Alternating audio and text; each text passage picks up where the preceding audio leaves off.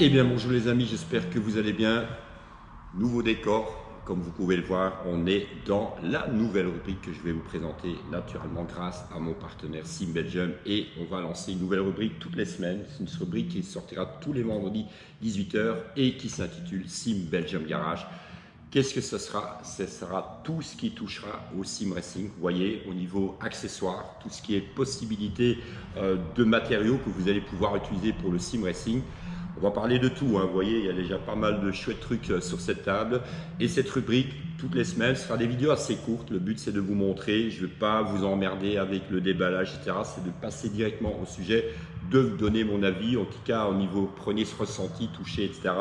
Et après, c'est à vous de voir ce que vous allez en faire. Mais en tout cas, ici, je remercie. Vous voyez, super décor en tout cas en fond.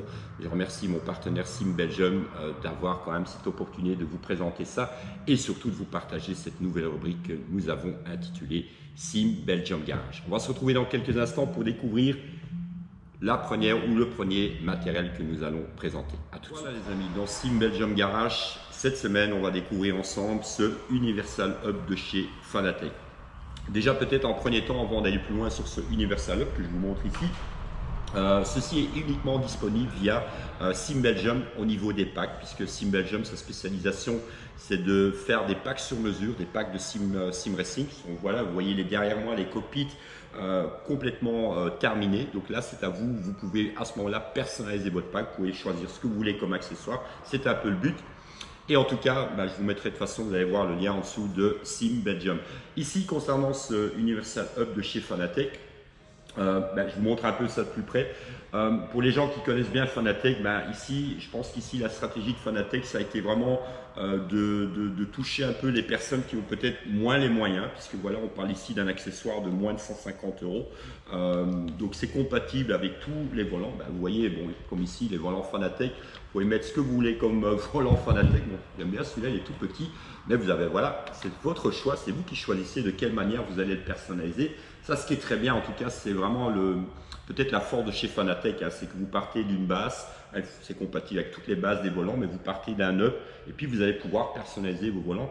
C'est le but aussi que propose Sim Belgium, hein. Vous pouvez partir d'une base, vous pouvez prendre ceci, vous pouvez prendre volant. Voilà, c'est vous qui construisez votre propre cockpit. Donc ça, c'est l'avantage. Allez voir naturellement sur le site pour voir plus brièvement de quoi je parle.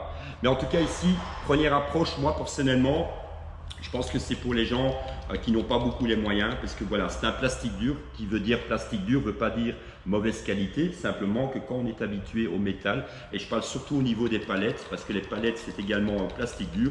Bon, ça respire la qualité, hein, c'est pas le problème, vous entendez bien les palettes réagir, mais quand vous avez l'habitude, quand vous passez à un autre volant, je vous prends l'exemple après ou sur d'autres volants que je vous montrerai dans les prochaines vidéos, c'est clair que ici, je répète, Fanatec a visé vraiment les gens qui n'ont pas beaucoup les moyens, mais sinon pour le reste, la qualité de finition, il n'y a rien à dire. Vous avez tous les boutons disponibles que vous connaissez, vous avez également l'afficheur qui vous permet de montrer par exemple les kilomètres-heure, mais surtout de configurer votre volant. Donc voilà, ici c'est un bon accessoire de chez Fanatec.